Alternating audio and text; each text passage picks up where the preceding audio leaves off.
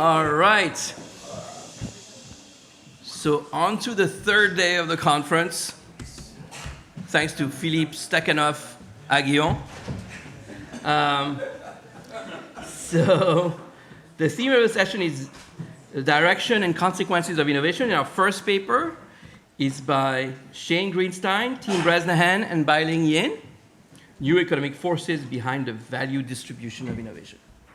All right. Thank you for... And I am not stealing any second from you. All right. Thank you very much for giving us the stage. Tim is here as well, and we will try to use our time well. We want to recognize that both Tim and I had the pleasure and honor of knowing Zvi when he was alive, and neither of us was a student at Harvard. We were adopted. And several people in this room facilitated that adoption, and we're really very thankful for that. Thank you very much. Okay. Well, we do stand on giant shoulders, and Tim found a really wonderful quote from a very classic paper. The processes of adopting and distributing a particular invention to different markets and the rate at which it is accepted by entrepreneurs are amenable to economic analysis. We would like to take even more from Zvi's example and put them into practice today. We take it for granted now that adoption and usage of inventions is what creates the value. It's not just the invention alone. We take it for granted that the observed variety of adoption and usage is an economic process. That's a good idea. Here's the really good idea. You can observe the variety of adoption across different actors, and that helps you identify the mechanisms that drove adoption. That was a really good idea in 1957. Now, Zvi, as many of you know, could see across states and regions. Today, we're going to look across states and regions, but we're going to also add industry and age. Zvi focused on timing as the key outcome variable to focus on. We are going to focus on something a little different. We're going to focus on the intentionality of the adopter, whether they are intending, it's very purposeful, an economic decision to be incremental in the adoption or non-incremental. In this case, we will call it novel. And they are trying to create incremental value or novel value. And we are going to do one other thing. It's going to be largely invisible to you unless you ask us a lot of questions. And that is, we take pride in our data set. It has been many, many years accumulating this data, and we know every data point in it. So let me give you the outline, and then if I have time, go into detail. This is what we would like you to recall. First, we want to start with two definitions. Something all of you have had experience with are consumer computing technologies. You interact with it every day on your phone, on your computer, anytime you go to a website, anytime you do electronic commerce.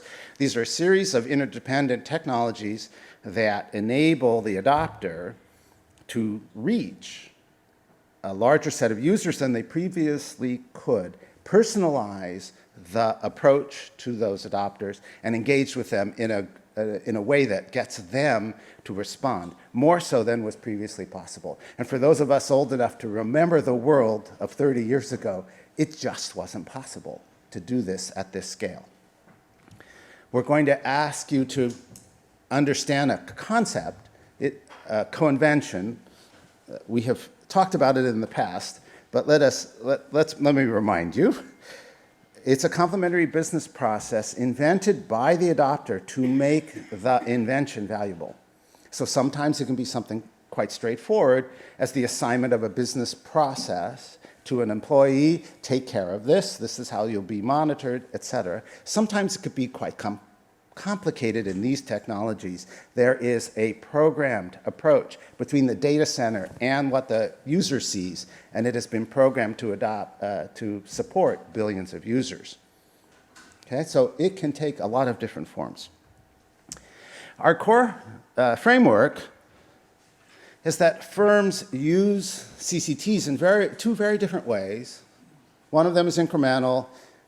This new technology shows up on the door. Some of them waited, some of them acted early, but they acted in an incremental way. They kept the business as it was, and they opened a website. They opened an application in the phone. And it was the same services they were always doing. The other thing that firms did is they took a look at those technologies and said, we can do something we've never done before. Let's try to co-invent a series of processes complementary to that set of technologies and provide a service new to us that has never been done before and create value that way. And we will call these two different activities different regimes. And we're very deliberate about that. Those are two distinct activities. And in particular, there are two different margins of investment. The incremental margin is largely, as an economic matter, low cost. It is also generally low risk, and for the most part, low return.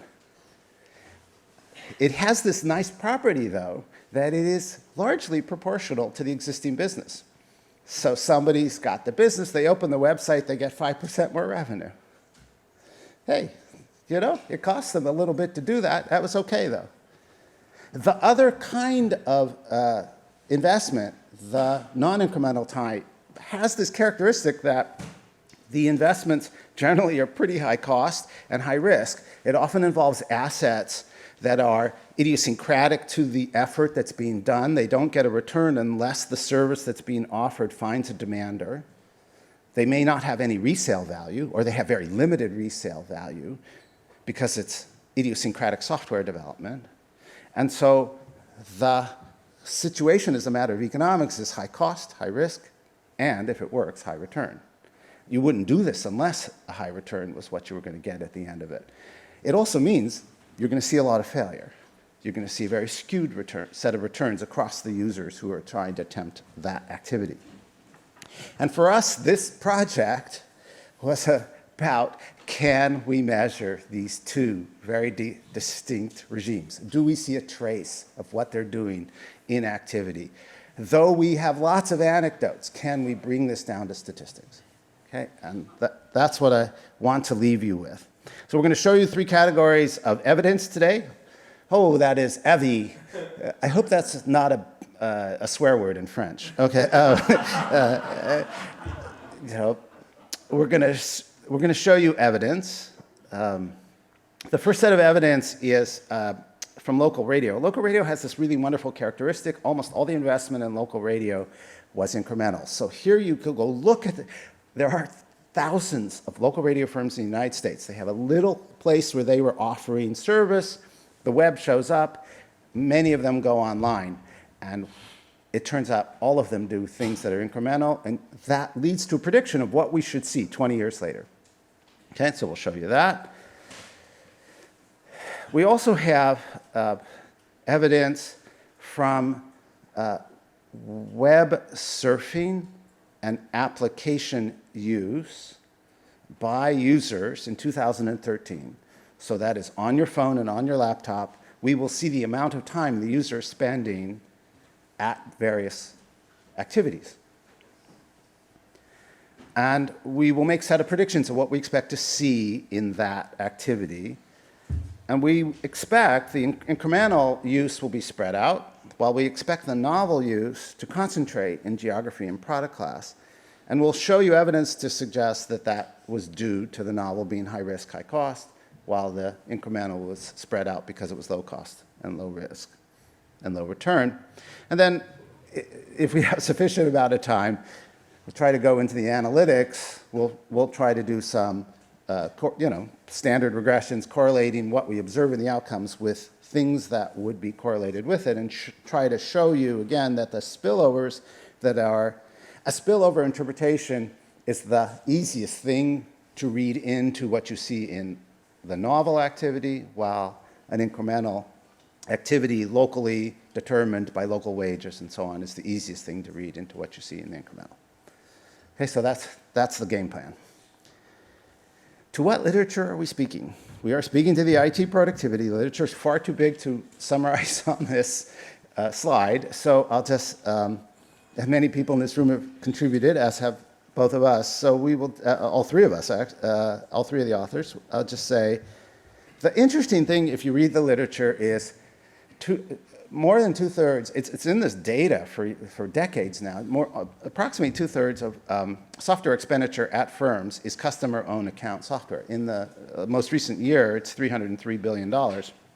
And it's just understudied, but it plays this really key role. And in our view, it plays this key role because it's co-invention costs. It's the co-invention expense. That's where you see it most often. It's very difficult to track co-invention, but that's a symptom of it. Co-invention plays a very key role in understanding market structure in the 2010s. You know the names of the firms who successfully co-invented around these technologies. Do I need to remind you? Facebook, Google, Amazon. Okay, so it's very important to understand market structure. And really, we want to foreground this idea of co-invention. And if we were trying to think of a slogan, what will you remember? If you can walk out of here with anything, it's the same technological genotype, but two different economic phenotypes. Oh, come on, that's a joke. All right, so you get it. You're allowed to. And then you get the idea. It's the same underlying source of technology, but it manifests in very different ways. Okay, so let me talk about the radio. The radio data, radio is a rather wonderful example. This is a case where the personalization attributes of consumer technology, this generation of the web and then Web 2.0 in particular in the apps, this was very natural for radio. They were already targeting audiences. The language of targeting and engagement with specific users was so natural to them. On the other hand, at the same moment, the same technology enables growth of what's going to become a substitute for radio in many activities. And so it's a great example to examine what we have done up to the point of this paper. We are not quite done, but we can show you the results so far, is we have collected data on more than 2,000 stations, radio stations in the United States. There are approximately 3,500 medium to large radio stations in the United States in the mid-1990s. Okay, so to give you the sense of this, the average station in our data set has 57,000 listeners.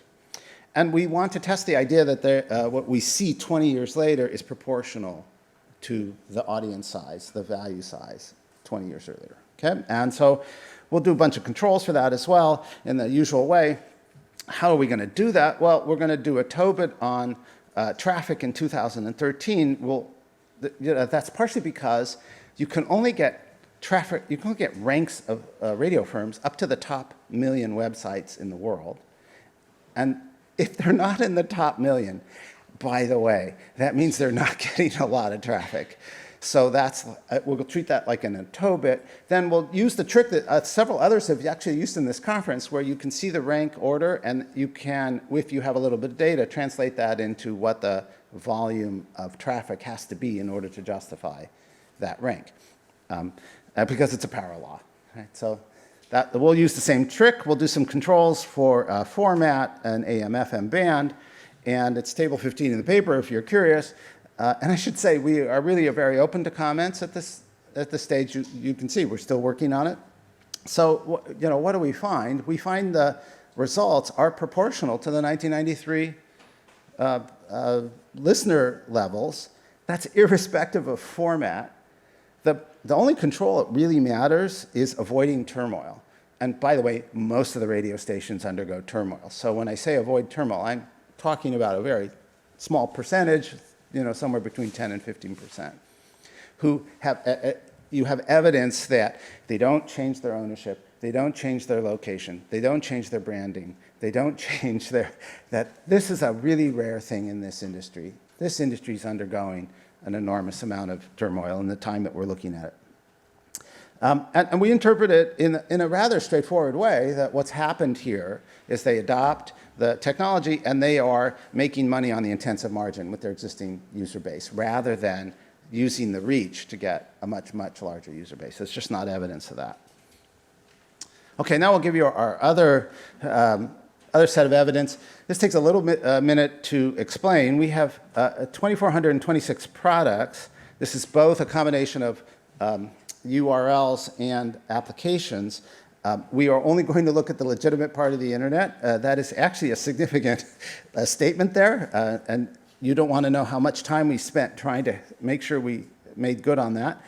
We're going to look at usage. So we have direct usage, measures of usage. That comes from ComScore. We also have direct measures of usage on the apps coming from much of the work that Tim and Bai Ling have done on apps. We can see minutes of usage.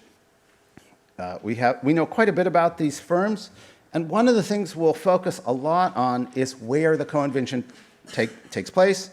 We'll want to understand who founded the firm, where it took place, what location, and what industry it's in. And we do not use the NAICS codes. These are applications that are developing new services. Why would you use something based on the services that were stable? And that took us a long time as well. So here's a couple facts. Fact number one, there is a concentration in product class. You cannot miss this in the data.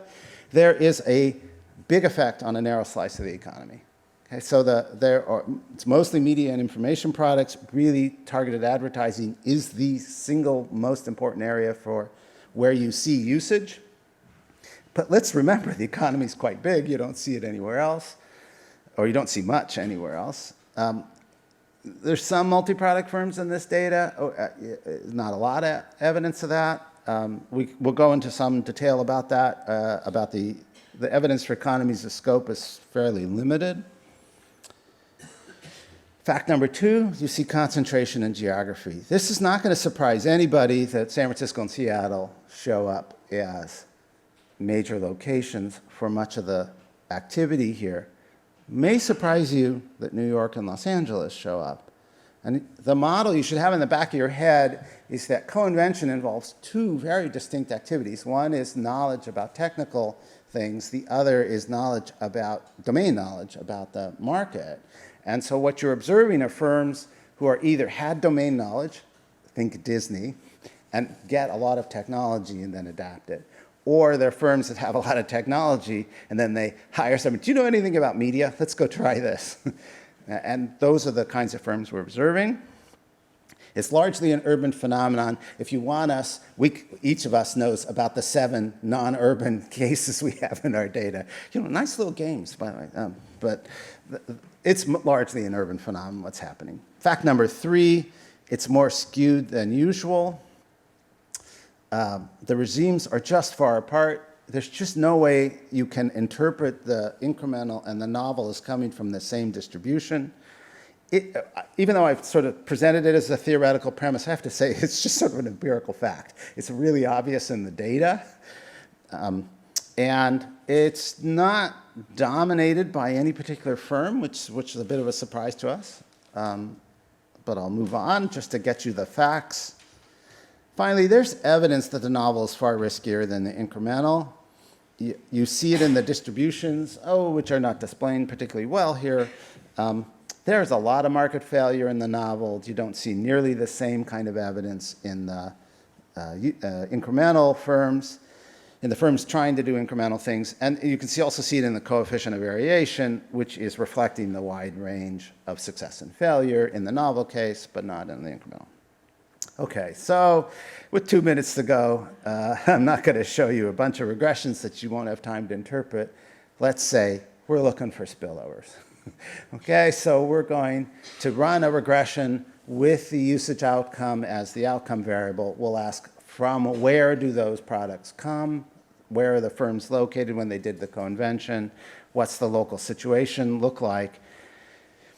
And to say it simply, there's spillovers. Novel is explained by being located next to other novel, whereas incremental is explained by things like the availability of computer programmers and the local wage market. And there just isn't a lot of spill-ins that we can see. With a minute to go, we knew it would be a little bit of a race at the end. So what should you take away? Again, same technology, different models of incremental and novel, different behavior. They are far apart in economic space, right? As an economic matter, the investment activities don't look alike. They don't take place in the same places. They don't necessarily affect the same products in the same way. Incremental, therefore, is more spread out. Novel is riskier. And in addition, novel is much more sensitive to spillovers, whereas the incremental doesn't look like that. It looks much more proportional. And we'd like to end by saying we found using the lens of co-invention to understand this episode of IT diffusion and adoption helped us quite a bit, and we would like to suggest others ought to do so as well. And that's where we would normally end, but we'd like to add one little thing. Tim had an awesome idea. It couldn't resist. I stuck it in ChatGPT. And, ChatGPT, you just give it the title, you give it a prompt, and, invention. To the tune of invention. And, I would do my best imitation if I could, but I'll leave that up there.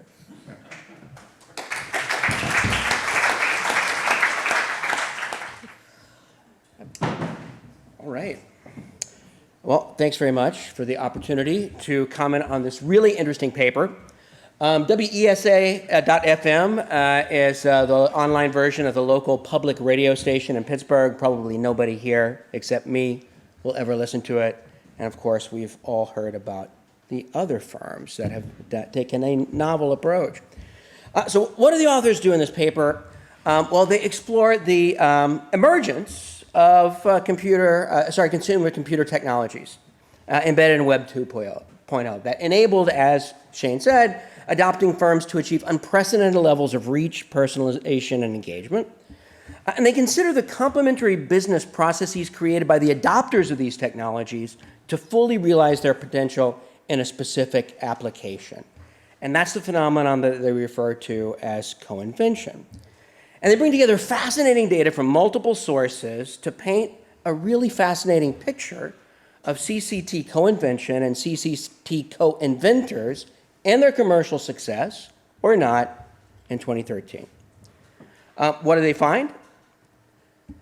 Right? Well, they find that novel co-invention generates much greater growth in usage than incremental co-invention, but it's also harder and riskier. They find that novel concentration is highly concentrated. It's highly concentrated in a handful of CSAs. It's highly concentrated in a handful of industries. And industries are in quotes there because you need to go outside the NAICS code to really see what's going on. It's concentrated in new or newer firms for the most part. And they really stress in the text of the paper that novel co-invention does not easily fit into traditional models or traditional methods for studying innovation. And finally, firms try and limit or share the high risks of novel co-invention to the extent that they can. They seek to share the costs of the complementary assets they need to create, and this is probably one of the several economic mechanisms that concentrates novel co-inventions so tightly in geographic and industry clusters. Okay? So, there's much to like in this paper. I especially appreciate the Sisyphean effort that so obviously went into bringing together data from multiple sources to shed new light, or at least this was very new to me, on a major development in the digital economy. So Zvi would have loved that effort of using new data to explore an understudied phenomenon. Shane went through some of the elements of this novel data set, a list of CCT websites and apps that exhibit co-invention, data on app and website usage, the identity and location of the co-inventors, and the classification of products and co-invention regimes. All that's really cool. The basic story laid out in this paper strikes me as plausible and very interesting. So, like Fat Boy Slim, I want to praise you, like I should. But, I'm the discussant, right? And I have to raise some questions, even if I really like the work. So, here's question number one. right? How is the concept of co-invention distinguished from the earlier idea of complementary inputs in the GPT literature? Zvi was not a religious person in any conventional sense, but he loved to quote the Bible. Here's one of his favorite quotes from Ecclesiastes. Right, so there is a long literature stressing the necessity of costly co-invention to make GPTs work in specific contexts. Many of the seminal papers in this literature were authored or co-authored by people in our research community. Here's looking at you, Manuel Trattenberg, right? A nice biblical title there, A Time to Sow and a Time to Reap. So what's new, right? It's not that I don't think something very new is here, I do, right? But I'd like to encourage the authors to be a little bit more explicit about fleshing it out, right? So is the novelty here something like, Manuel and Elkanan's paper meets the economics of superstars? Is there something unique about the CCTs that created a kind of economics of superstars-like context in which, making an app that was slightly better than everybody else's could enable you to capture the whole world? Or is it something else? All right, question number 2, is it co-invention or invention or both? Here's what I mean by that. The current paper stresses the importance of creating complementary business processes to leverage the emergence of CCTs. So the idea here is that firms adopted the CCTs, but then co-invented complementary business practices. I think the twins idea, right, is same technology, but, different business model innovation. But many of the most successful novel co-inventors were innovative not just in the business processes, but also in the technology itself.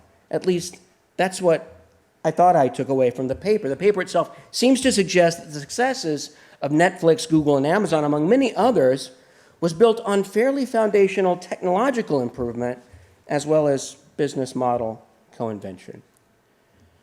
So is that a necessary condition for novel co-invention, that you not only innovate on the business model side, but you're also creating novel technological elements that empower the business model? In any case, it seems like there's a little bit of a blurred line between the co-invention of business processes and the invention of technology that I would encourage the authors to try and more sharply delineate, if that's a meaningful thing to do.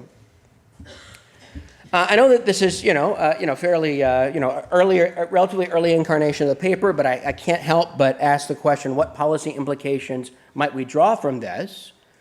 The thing that I took away from the paper that I didn't appreciate perhaps sufficiently before was, many of the firms in this sort of Magnificent Seven list, or perhaps more pejoratively, the FANG firms, appear to have engaged in some really significant innovations, not just on the business model side, but on the technology side as well.